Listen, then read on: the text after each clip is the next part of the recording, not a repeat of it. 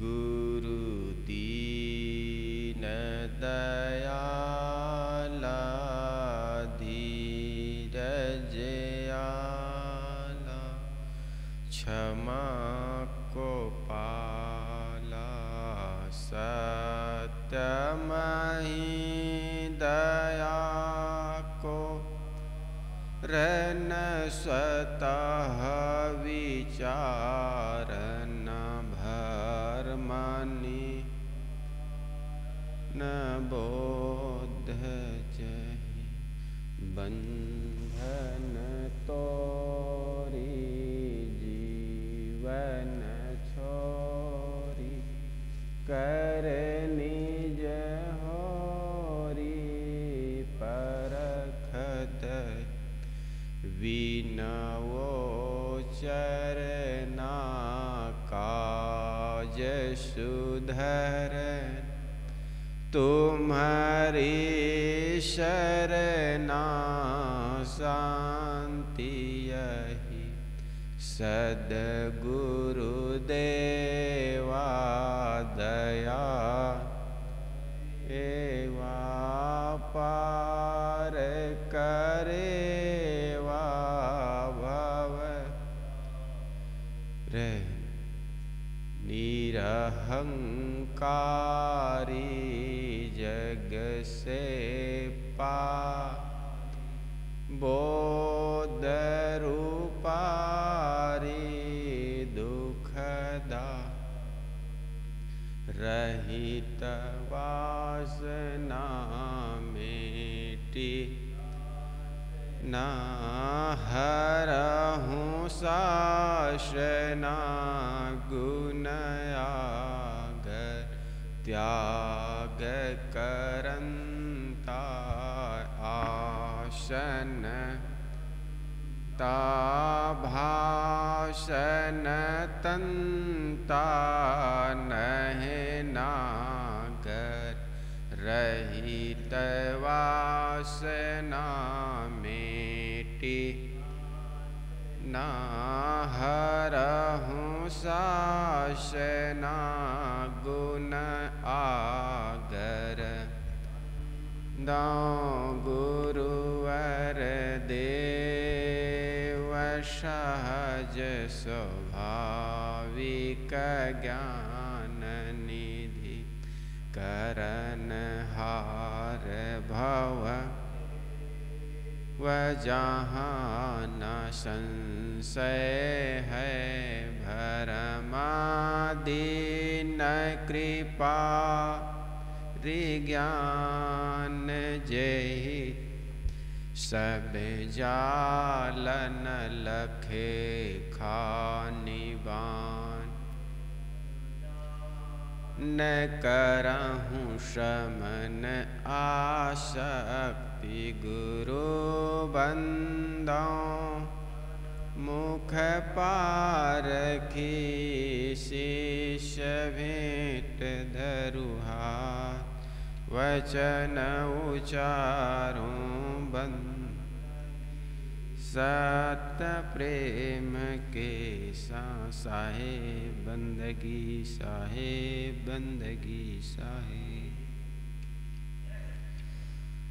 अपात्र को उपदेश देने के पीछे मत पड़ो।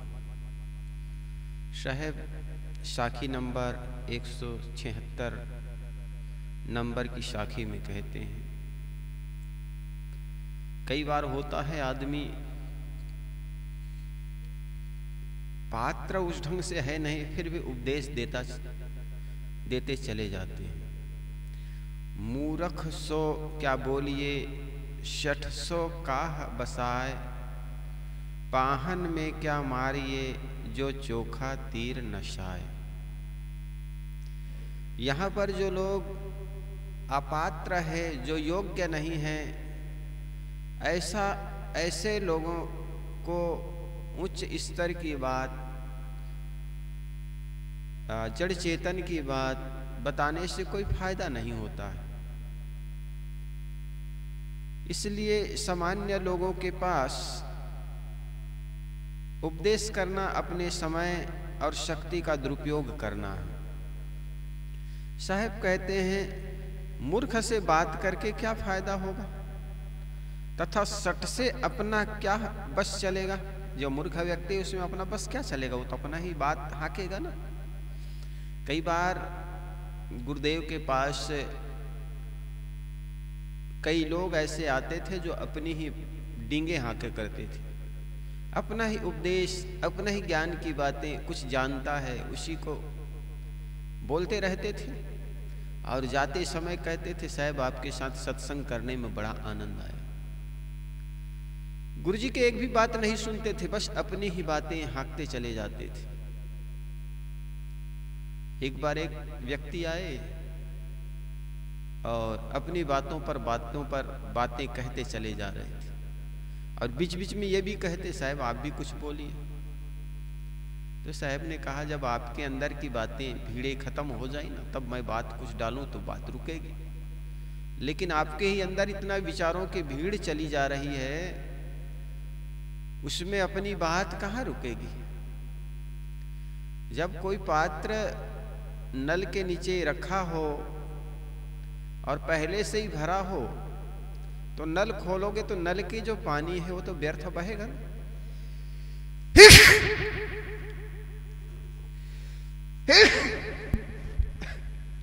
वो पानी व्यर्थ हो जाएगा। इसी प्रकार अगर पहले से कोई व्यक्ति भरा हुआ है, लबालब है, उसमें कुछ डालना चाहोगे तो आपके विचार कहां घुस पाएगा। साहब जी यही बात समझा रहे हैं।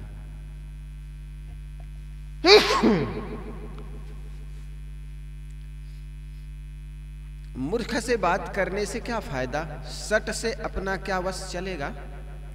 चोखा तीर भी पत्थर में मारने पर क्या प्रयोजन हल होगा। पत्थर पर अगर तीर मारोगे तो तीर टूट जाएगा, पत्थर का कुछ बिगड़ेगा नहीं। पत्थर तो टूटेगा नहीं, तीर ही टूट जाएगा। इसी प्रकार उत्तम उपदेश भी अपात्र का तो कोई लाभ नहीं कर सकता, स्वयं व्यर्थ जाएगा। जो नासमझ है उसे मूर्ख कहते हैं, और झूठ का पक्ष लेने वाले को भी मूर्ख कहते हैं। धूर्त छली को सट कहते हैं। धूर्त व्यक्ति है, छली व्यक्ति, उसको छठ कहते हैं। सट माने मूर्ख। मूर्ख सो क्या बोलिए और सट सो क्या नसाए। यहां पर दो बात कहते हैं, सट और मूर्ख दोनों शब्दों का प्रयोग करते हैं शायद।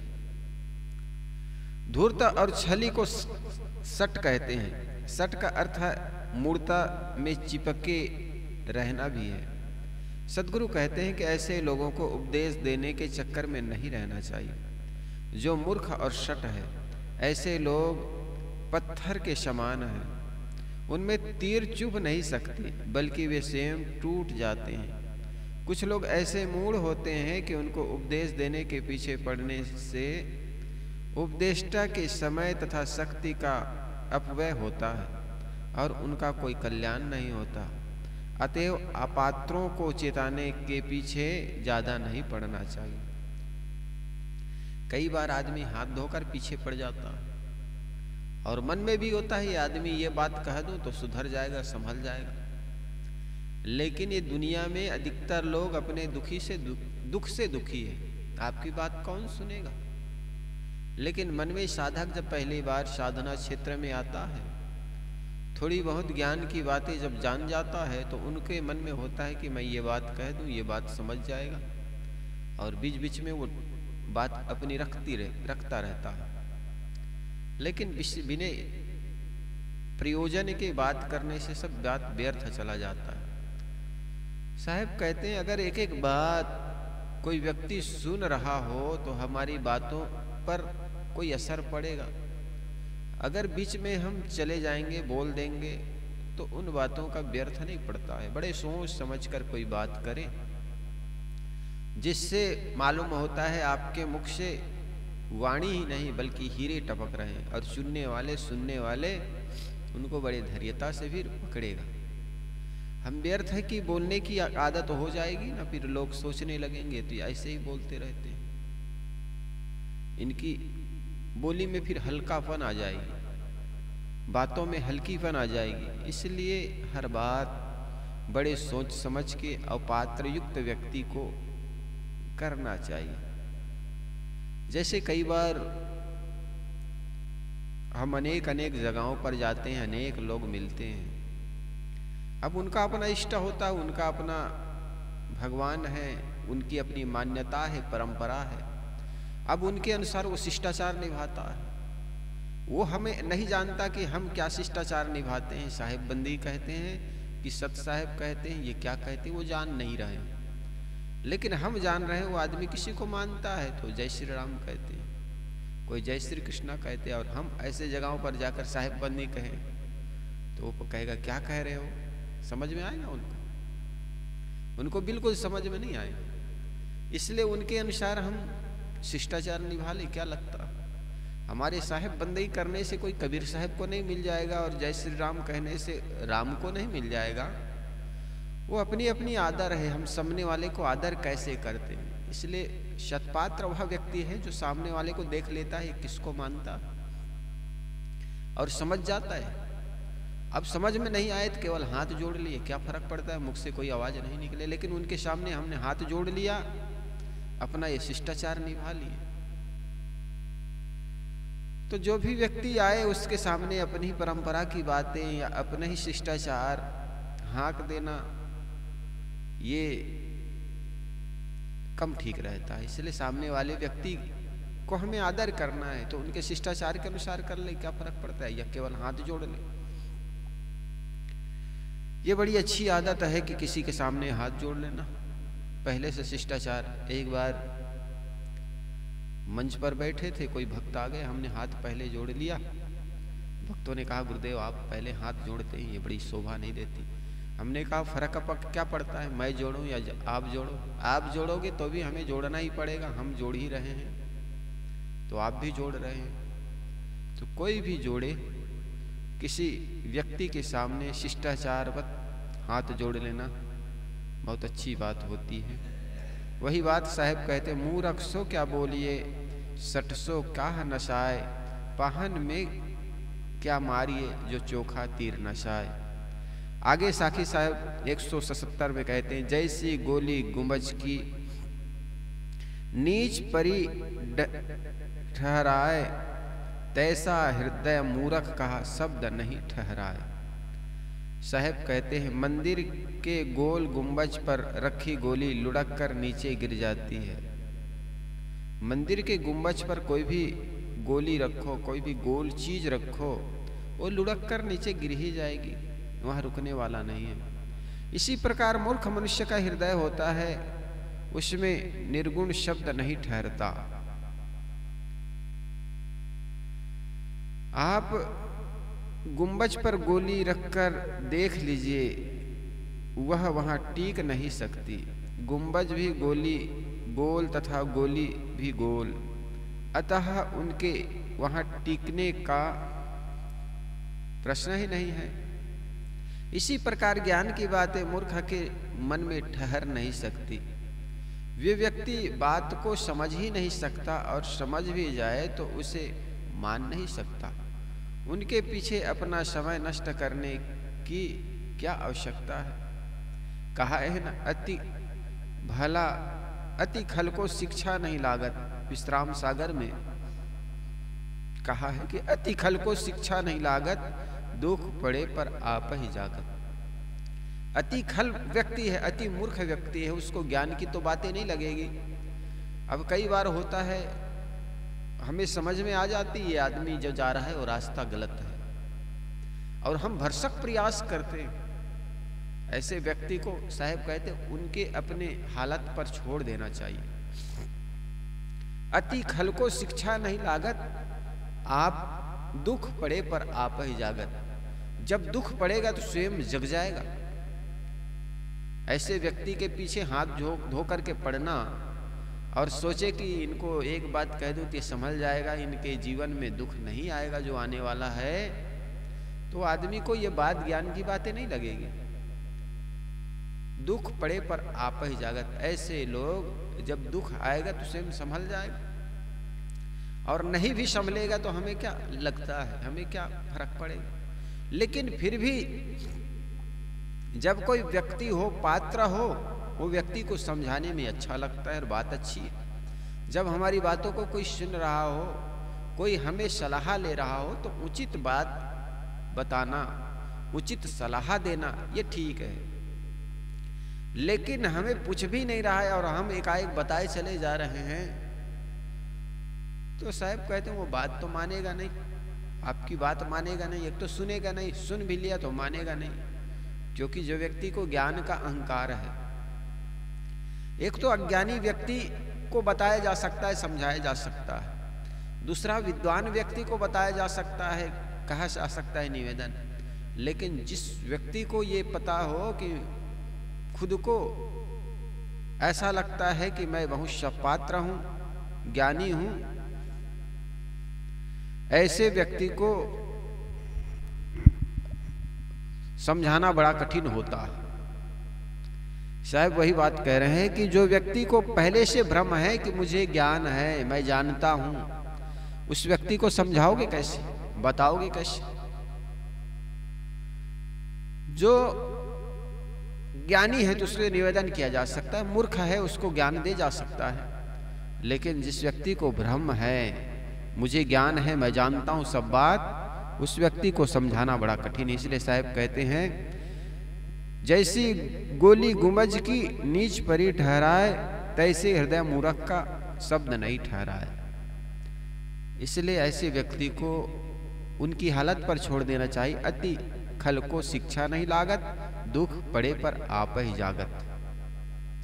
साहब आगे कहते हैं ऊपर की दो गई हियाऊ की गई हिरा, कहें कबीर जाकी चारे गई, ताको काह उपाय। जिस व्यक्ति के ऊपर की दो गई, ऊपर की दो गई मतलब दोनों आंखें चली गई हो, अंधे हो, सूरदास हो, हियाऊ की गई हिरा, हृदय की जो आंखें है वो भी हिरा गए, चली गई, है नहीं। साहब कहते हैं कहीं कबीर जाकी चारे हो गई, ये चारों चले गए, ताको का उपाय, उसको समझाने बताने का और क्या उपाय। एक लड़का था, उनके पिताजी मास्टर के पास लेकर आए, कहे मेरे ये लड़का है, इनको पढ़ा दो। स्कूल में आया और पिता ये कहने लगे वैसे इनको शिक्षा की जरूरत नहीं है, लेकिन कुछ डिग्रियां मिल जाए, वैसे ये बहुत जानकार है और सोचता हूं कि स्कूल की डिग्री मिल जाए, इसलिए मैं लाया हूं, वैसे पढ़ाने की कोई जरूरत नहीं है, बड़े होशियार है। बाप कहता है,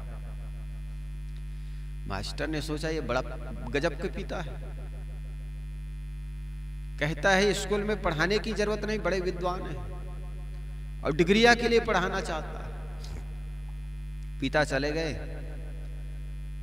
महीना भर बाद फिर दौड़े दौड़े आए, कहे लड़का कैसा है मेरा, क्या सीखा वो? उन्होंने कहा दो बात सीखा है। क्या सीखा? एक तो ये मेरी बात मानता नहीं और दूसरा कुछ जानता नहीं। दो ही गुण है इसमें, एक तो इसमें कुछ है नहीं और दूसरा मेरी मानता नहीं, तो वो सीखेगा कैसे? इनके हृदय के अंदर तो कुछ श्रद्धा है नहीं और ऊपर की बुद्धि है नहीं बिल्कुल। तो वही बात साहब कहते, जिसके ऊपर की आंखें नहीं हो और हृदय में श्रद्धा भी नहीं हो सीखने की, साहब कहते उनको ज्ञान देने का और क्या उपाय है बताओ? ऐसे व्यक्ति को उनकी हालत पर छोड़ दो। ऊपर की दो चर्म नेत्र से देखकर जो सत्य ज्ञान एवं अच्छे आचरणों को भी नहीं, आचरण से नहीं चलता और हृदय के विवेक विचार रूपी नेत्र भी फूट गए हैं, सद्गुरु कहते हैं कि इस प्रकार उनके चारों नेत्र नहीं रह गए, उनके कल्याण की क्या उपाय है?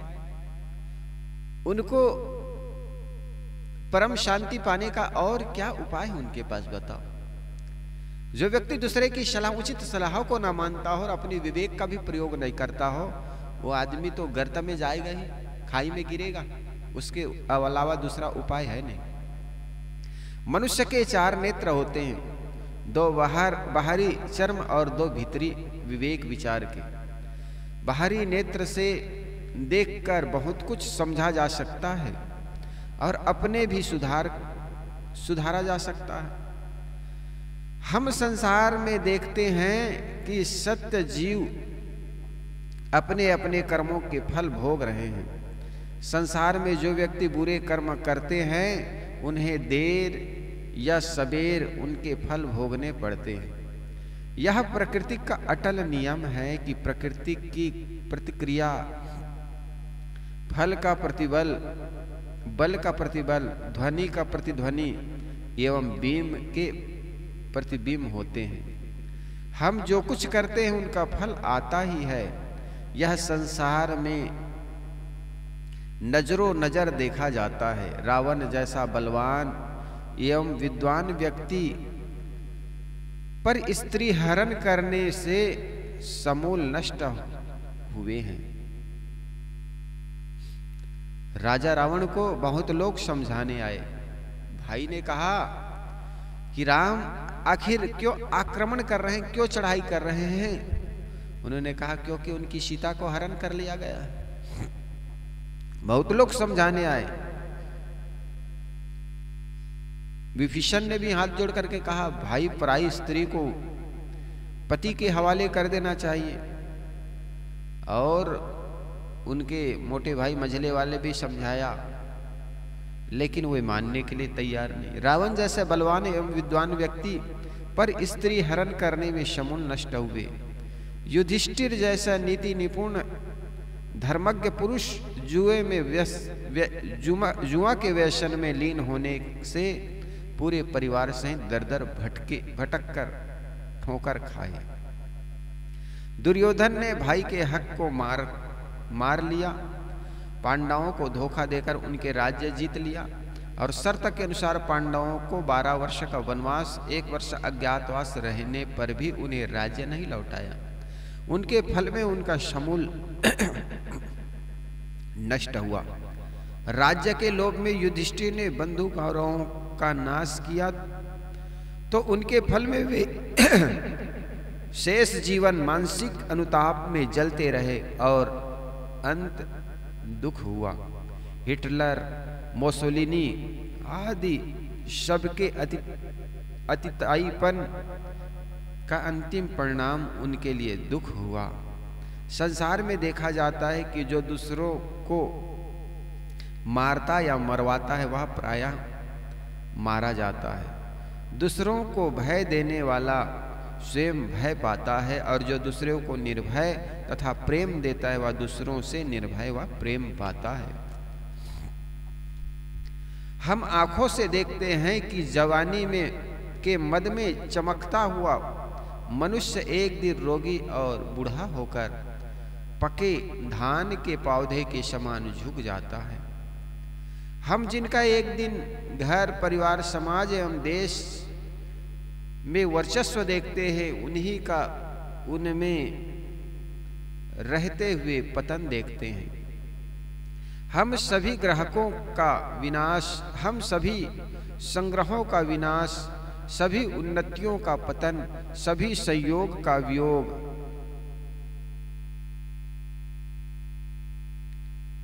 तथा सभी जन्मे हुए प्राणियों की मृत्यु रोज अपनी आंखों से देखते हैं, फिर भी होश में नहीं आते, मोह से नहीं जागते, तो क्या उपाय है? बौद्ध गया, नालंदा, कुशीनारा, श्रावस्ती, कौसंबी, सारनाथ आदि में बौद्ध भिक्षुओं के तथा आगरा, फतेहपुर सीकरी, दिल्ली आदि में मुसलमान सुल्तान के अवशेष दिखाई देखिए तो उनके अब केवल नाम शेष रह गए हैं। हम हृदय के नेत्रों से अर्थात विवेक विचार से देख सकते हैं कि सारे मायावी दृश्यों का परिवर्तन है और जीवों को अपने कर्मों के फल निश्चित ही भोगने हैं। इन बातों को जान समझ तथा देख सुनकर भी जो सत्य को नहीं समझना चाहता उनके उद्धार का कोई रास्ता नहीं हो सकता। अतएव सद्गुरु की यह साखी अत्यंत मार्मिक है। ऊपर की दो गई हियव की गई है राय, कहे कबीर जा की चारे गई ताको का उपाय। ऐसे मनुष्य को समझाकर जगाना बड़ा कठिन है, जो न देख सुनकर चेतना चाहता है और न विवेक विचार करके, अतः उनके चेताने का कोई उपाय नहीं है। जो व्यक्ति सोया हुआ है तो उसको तो जगाया जा सकता है, लेकिन जो केवल नाटक कर रहा हो सोने का, उसको क्या उपाय है? नींद नहीं पड़ी है, आपकी बात सुन रहा है, फिर भी वो सोने का नाटक कर रहा है, उसको जगाया नहीं जा सकता, क्योंकि वे अपना सोता है, सोने का नाटक कर रहा है। जो सोया हुआ है, नींद से बभान है, बेभान है, उसको जगा दो, वो जाग जाएगा, उठ के बैठ जाएगा, कहो साहब क्या काम। लेकिन जो आपकी बातों को सुन रहा है, समझ रहा है, फिर भी वो सोने का नाटक कर रहा हो, उसको समझाना बड़ा कठिन है। इसलिए आप अपनी बात उसको कहो जिनको ये आप बता रहे हो बात समझ में आ रही हो। ये संसार की सारी चीजें विनश्वर है, नाशवान है, हर क्षण बदल रहा है। बचपना चला गया, जवानी चली गई, बुढ़ापा आ गया। इसके बावजूद हमारा अहंकार किसी गलती को स्वीकार करने में रोकता है। हम अपने आप में सुधार नहीं कर पाते, कोई बताता है उसको सुनते नहीं। तो साहब कहे जब अंदर की दो गई, हियव की गई हेराए, ऊपर की दो गई, आंख से तो दिखाई पड़ा नहीं, लेकिन और लोग बदल गए, शरीर बदला, वस्तुएं बदली, मकान बदले, और ये सब बदलते हुए भी हम अपने को बदलना ना चाहें तो साहब कहते बाहर तो तुम्हें दिखाई पड़ी, ऊपर की दो गई, फिर भी देख नहीं पाए और विवेक विचार से भी समझ नहीं पाए। ऐसे व्यक्ति को समझाने का कोई दूसरा उपाय नहीं है। इसलिए ऐसे लोगों के बीच भी हाथ जोड़कर नहीं पड़ना चाहिए। इस प्रकार साहब 2-3 साखियों में लगातार मूर्ख व्यक्ति को उपदेश करने के पीछे न पड़ो, अयोग्य व्यक्ति को समझाने के पीछे मत पड़ो, इस पर उपदेश कर रहे हैं। आगे और कहते हैं, केते दिन ऐसे गए अनरुचे काने, ऊपर ऊसर बोय न उपजे, जो अति घन बरसे में। साहब कहते हैं उपदेश के कितने ही दिन अश्रद्धालु व्यक्ति से प्रेम करने तथा उसे उपदेश देने के चक्कर में व्यर्थ चले जाते हैं। उपदेश के कितने ही दिन अश्रद्धावान व्यक्ति के प्रेम करने और उपदेश देने के चक्कर में व्यर्थ चले जाते हैं। और ऊसर बोए न उपजे, जो अति घन बरसे मेघ। पानी बहुत बरसेगा लेकिन ऊसर जमीन है जिसमें घास भी नहीं हो सकता है, ऐसे में तुम सुंदर फसल देखना चाहते हो या कुछ अच्छी कीमती बीज डालते हो।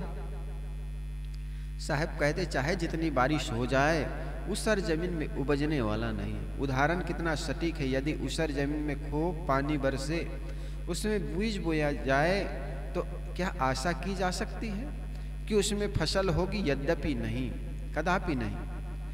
चाहे जितना पानी बरसे तथा चाहे जितने बीज डालो, परंतु ऊसर जमीन में कुछ पैदा होने वाला नहीं है। उसी प्रकार जिसके हृदय में प्रेम, उत्साह एवं श्रद्धा नहीं है, उनको उपदेश देने का कोई फल नहीं हो सकता। यह हो सकता है कि ऐसे व्यक्ति को यदि बारंबार उपदेश देने का प्रयास किया जाए तो वह समझने की अपेक्षा रुष्ट हो जाए। कई बार होते हैं व्यक्ति को हम समझाने के पीछे पड़ जाते हैं, ये समझ जाए, सुधार ले, लेकिन वही व्यक्ति नाखुश हो जाए, रुष्ट हो जाए। ऐसा कई बार हो जाता है। इसलिए ऐसे व्यक्ति को उपदेश देने के पीछे नहीं पड़ना चाहिए।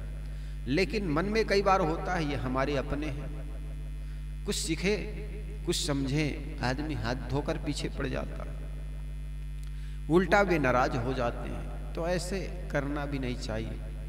आगे साहब के जन सभा में भाषण एवं प्रवचन करना एक अलग बात है, परंतु व्यक्तिगत उसी को सीख देना चाहिए जिसकी रुचि हो। हर व्यक्ति का कर्तव्य है कि वह अपने आप का कल्याण करे। यदि व्यक्तिगत किसी को उपदेश देने की बात हो तो उसी को उपदेश दे जो श्रद्धा रखता हो, जिसे सीख सुनने का उत्साह हो। अपने रत्न तुल्य समय को ऐसे लोगों को उपदेश देने में नहीं लगाना चाहिए जो उपदेश के प्रति अरुचि रखने वाला हो, जो हमारी बातों को सुनना नहीं चाहता है, अर्थात हमारे प्रति अश्रद्धा है, बातों को सुनने के उसके अंदर कोई रुचि नहीं है। ऐसे व्यक्तियों को सुनाना मतलब व्यर्थ में अपना ज्ञान को बहाना है, समय और शक्ति को बर्बाद करना है। आगे साहिब 180 नंबर की साखी में कहते हैं, मैं रोऊं यह जगत को, मोको रोवे न कोय, मोको रोवे सो जना जो शब्द विवेक की होए। मैं जगत के जीवों को दुखी देखकर और उसके दुखों से स्वयं दुखी होकर उन्हें सन्मार्ग बताता हूं। रोने का मतलब सद उपदेश करना। मैं जगत के जीवों को दुखी देख करके और उसको दुख से उबारने के लिए मैं कुछ ज्ञान की बातें उनको सुनाता हूं ताकि वो दुख से मुक्त हो जाए, परंतु वे आर्त होकर, दुख होकर उत्साहपूर्वक मेरी बातों पर ध्यान नहीं देते। वो आर्त व्यक्ति, वो दुखी व्यक्ति उत्साहपूर्वक मेरी बातों पर ध्यान नहीं देता, बातों को नहीं सुनता, मेरी बातों पर वह ध्यान नहीं देता। जो शब्द का विवेकी है वह व्यक्ति ही मेरी बातों पर ध्यान देगा। यदि हम किसी व्यक्ति के से ममता करते हैं जो उनके सुख दुख हमारे सुख दुख बन जाते हैं, अर्थात उनके सुख में हम सुखी होते हैं और दुख में दुखी होते हैं, यह हमारी ममता जितने लोगों में बढ़ती जाती है उतने लोगों में सुख दुख हमारे सुख दुख बनते जाते हैं। यदि हम अपने पूरे परिवार में ममता करते हैं तो पूरे परिवार में सुख दुख हमारे सुख दुख बन जाते हैं। यदि हम पूरे गांव एवं मोहल्ले में ममता करते हैं तो उनके सुख दुख हमारे सुख दुख बन जाते हैं। और यदि पूरे एक तरफा एवं देश में ममता करते हैं तो उनके सुख दुख हमारे सुख दुख बन जाते हैं। कबीर उच्चतम मानव हैं, उनकी ममता पूरे जगत के प्राणियों में हो गई थी, इसलिए वे पूरे जगत के लिए रोते हैं। उनके मन में पूरी जगत के प्राणियों में ममता हो जाती है, उनके मन में वस्तुतः क्षमता हो जाती है। पूरे जगत के प्राणियों के प्रति हुई ममता को ही समता कहते हैं। ममता तब तक मानी जाती है जब तक वह किसी एक में हो, और जब संपूर्ण विश्व के प्रति ममता हो गई हो, यही तो समता है। उनकी दृष्टि में पराया कोई नहीं रहा। कबीर ऐसे ही उच्चतम संत है जो पूरे जगत के लोगों को अपना मानकर उनके दुखों में दुखी होकर रोते हैं। कैसा अद्भुत है, सारी दुनिया के लोग अपने पत्नी बच्चे स्वजनों के लिए रोते हैं, परंतु जो माया मोह के त्यागी हैं वे कबीर जैसे महात्मा संत पूरे समाज के लिए रोते हैं। अब सोचो, हित चिंतक एवं सर्वाधिक आयाम किसका है? कौन है सर्वाधिक हित चिंतक? संसारी तथा संसार त्यागी का। अतएव जो व्यक्ति संसार में जितना अनासक्त रहता है वह उतना ही संसार का हित चिंतक एवं हित कर सकता है। सद्गुरु कहते हैं कि मैं संसार को सन्मार्ग पर लाना चाहता हूं, परंतु संसार के लोग मेरी बातों पर ध्यान नहीं देते। जैसे बातों पर वही ध्यान देता है, मेरी बातों पर वही व्यक्ति ध्यान देता है जो शब्दों का विवेकी है। मोको रोए सो जना जो शब्द विवेकी हो, यह बड़ा मार्मिक वचन है। कबीर के विचारों को यह नहीं समझ सकता जो केवल परंपरा की पूंछ पकड़कर चलता है। सदगुरु कबीर की बातों को वह व्यक्ति समझ नहीं सकता जो केवल परंपरा की पूंछ को पकड़कर चल रहा हो, जो केवल अपने ही ज्ञान, अपने ही ध्यान की डिंग हाँकता हो। उस व्यक्ति के बीच विवेक की बातें डालो तो वो लगेगा नहीं उनको, क्योंकि वे परंपरा से हट करके कुछ सुनना नहीं चाहता। उन्होंने अगर कोई व्यक्ति ईश्वर को बाहर मान लिया हो, परमात्मा को बाहर मान लिया हो, मनुष्य से हटकर कोई परमात्मा की कल्पना कर लिया हो, और उनके बीच तुम हजार कहो कि इसी इंसान में भगवान होते हैं। साहब ने कहा ना, घट घट में वही साईं बसत है, कटुक वचन मत बोल रहे। ऐसी बात उस व्यक्ति को जल्दी समझ में नहीं आता जिनको धनुष्बाण में भगवान देखा हो, मुरलीधारी में भगवान देखा हो। उस आदमी को इंसान में कैसे भगवान दिखाई पड़ेगा? उनको तो लगेगा ये तो हम तो तुच्छ है, नाचीज है, ये मनुष्य है, भगवान कैसे? देखो जो आदमी भगवान बाहर मानता है उनको तो खूब मनाता है, खिलाता है, पिलाता है, और उनको खिलाने पिलाने हैं तो लौट करके हमको ही मिलता है। जैसे एक व्यक्ति है भगवान को भोग लगाता है सुंदर देसी घी का, तो मंदिर के मूर्ति के सामने भोग चढ़ा देता है, लौटा करके अपना ही खा जाता है।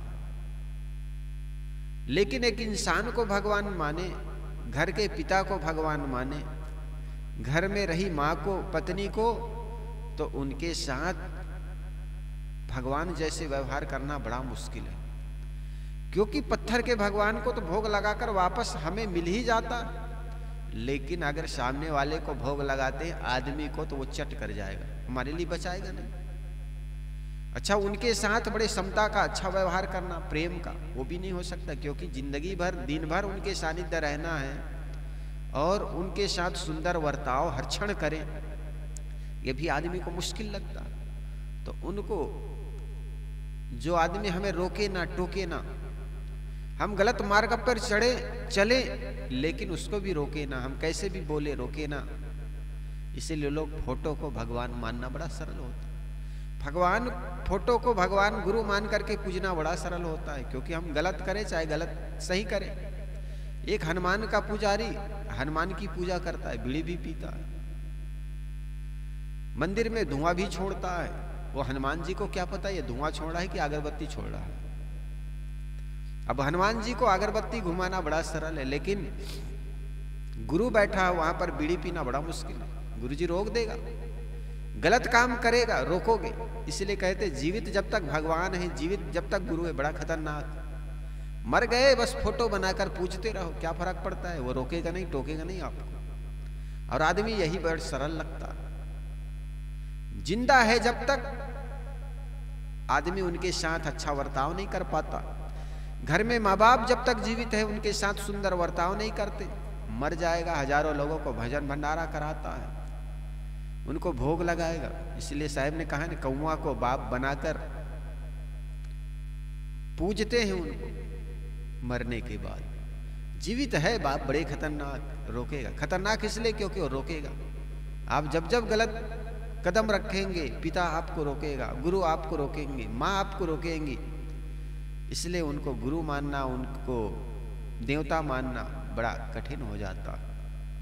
साहब कहते जो व्यक्ति विवेकी होता है और जिसने समझ गया यथार्थ को जीवन में, वो व्यक्ति अपने सुधार करता है, जीवित आदमी का आदर करता है, सम्मान करता है।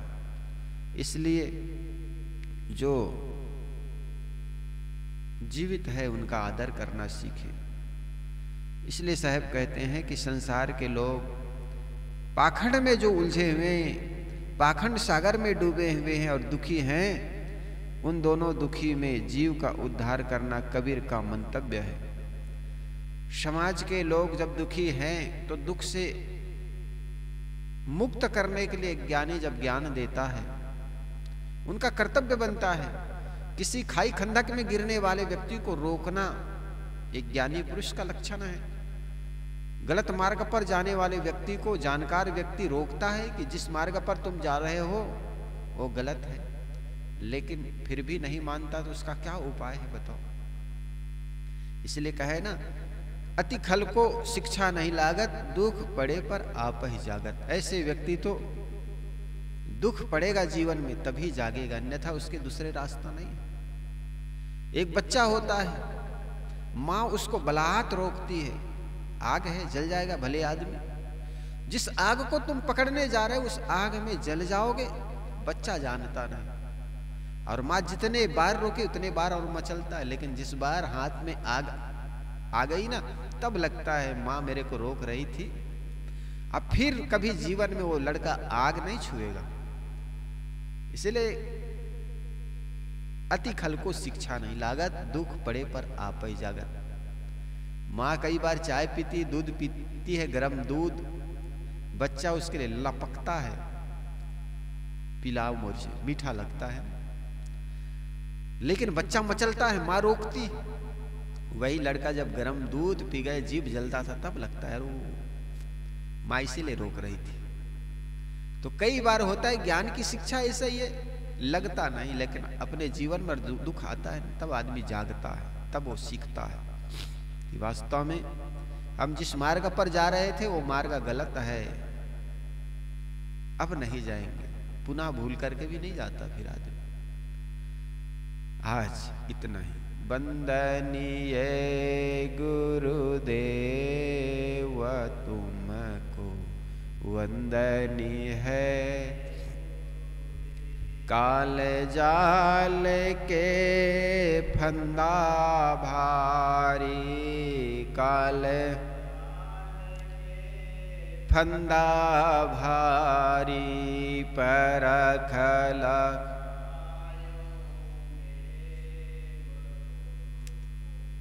वंदनीय है, वंदनीय है गुरुदेव तुमको वंदनीय है।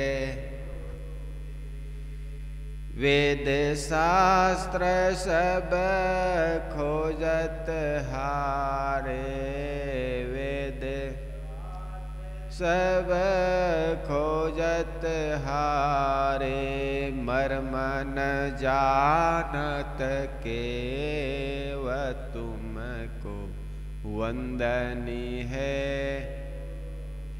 वंदनीय है गुरुदेव तुमको वंदनीय है। गुरु समान और को दाता, गुरु समान और को दाता, ताकि करिए सेव तुमको वंदनीय, वंदनीय है गुरुदेव तुमको वंदनीय गुरुदेव। कबीर अभय पद दाता साहिब, कबीर अभय पद पूरन परख समेव तुमको वंदनीय है गुरुदेव, वंदनीय गुरुदेव तुमको वंदनीय है। आरती हो गुरु आरती हो, आरती गरीब निवाज सा हो, ज्ञान आधार विवेक की बात सूरति जोते जहाँ जाग साय आरती गरीब निवाज साहेब आरती हो आरती करूं सद्गुरु साहेब की जहाँ सब समाज साहेब आरती हो आरती गरीब निवाज साहेब आरती हो शपरस गुरु चरण शरण भयो दर्श चरण शरण भयो टूट गया हो यम जाल साहेब आरती दीन दयाल साहेब आरती हो साहेब कबीर संतन की से साहेब कबीर संतन की कृपा से भया हो पर कबर से साहेब आरती हो आरती गरीब निवाज साहेब आरती हो दास जान निज आपनो विनती